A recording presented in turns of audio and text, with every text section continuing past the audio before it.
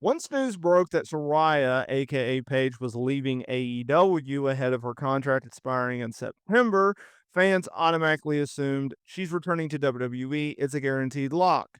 Well, in this video, I'm going to tell you why it's not a guaranteed lock and why I think you should hold your horses on that such opinion. Now, the former AEW Women's Champion announced on her podcast, Rule Breakers with Saraya, via Entertainment Weekly, that she is departing from AEW. Keep in mind that she signed with AEW in 2022 after leaving WWE. She left WWE because they opted not to renew her contract. Now, this was at a time in which Vince McMahon was still in charge and his regime was still running things. Once he was booted and Saraya was on the free agent market, Triple H, he tried to get her to come back and sign a new deal. However, he could not guarantee, although he offered reportedly, to at least try to get her medically cleared.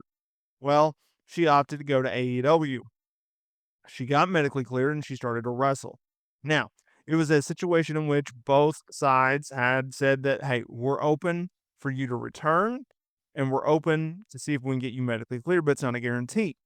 Then news broke that Saraya was leaving AEW, and she said this: I'm here to tell you that me and AEW's relationship has come to an end. I had an amazing time there, no bad blood between us.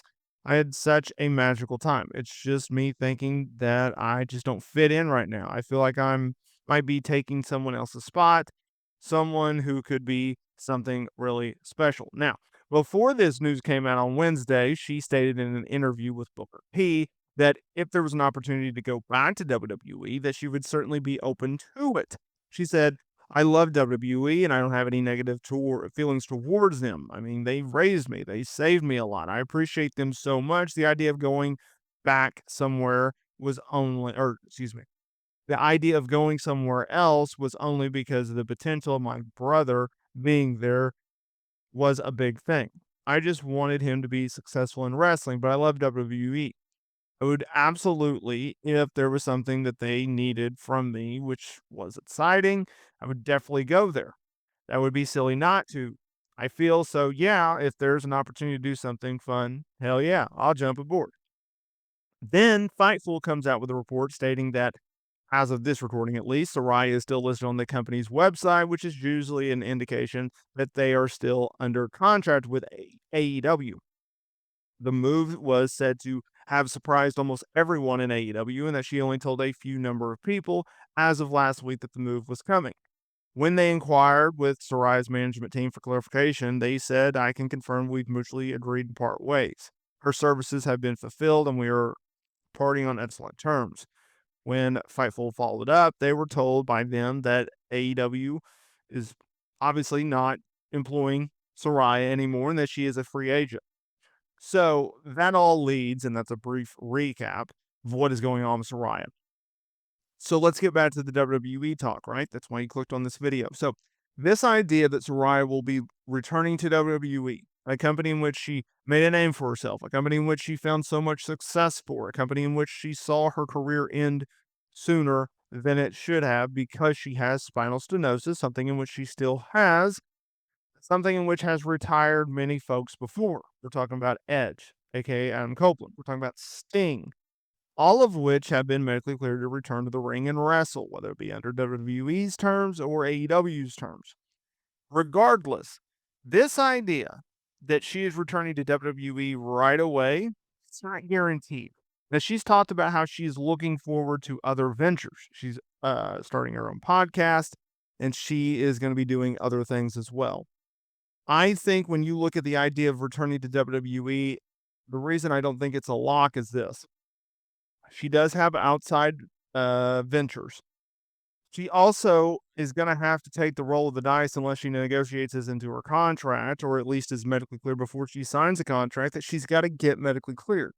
I don't see necessarily a reason to bring back Saraya to WWE if she's not going to wrestle.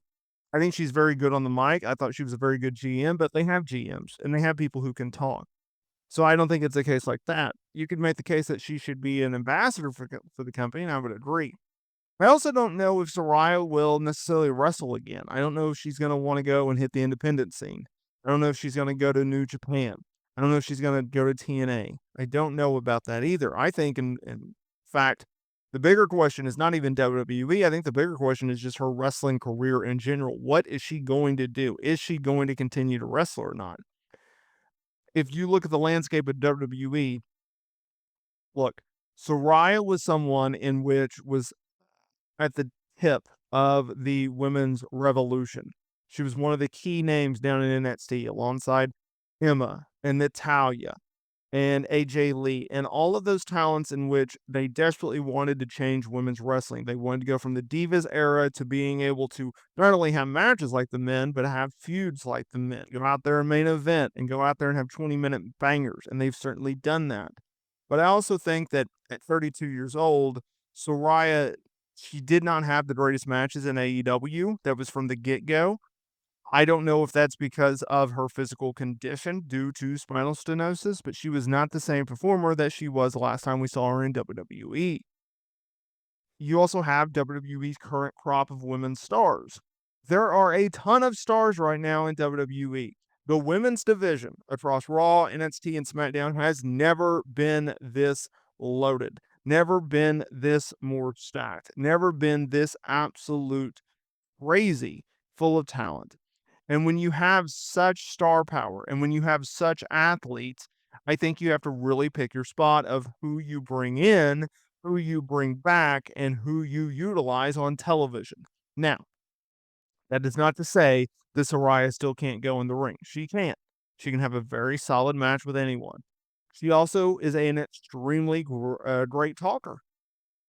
I also think that if you look at star power, yes, her name and her star power trumps a lot of talents on that roster. And when you talk about trying to sell tickets, you try to talk about star power, you try to talk about social media engagement, ratings, and just overall interest and building up other stars. Yes, you can absolutely make the case that Saraya is someone who WWE could absolutely utilize. You could make the case that that is something in which AEW sucked at capitalizing on and did not use her in the right ways outside of a very short and brief women's world championship reign. You look at the fact that she signed an AEW contract, a new one, and she was either hardly used or not used at all after that contract. She's not been seen in months, right? She's come out and said, hey, I opted to take a break. I opted to ask for personal time off from AEW and has done so for months. And AEW and Tony Khan was more than willing to let her walk. Now, maybe that's just a perceived change in Tony Khan's philosophy, but he usually doesn't let talent go up until recently. He's starting to do that now. So, a lot of interesting things with Soraya and her future.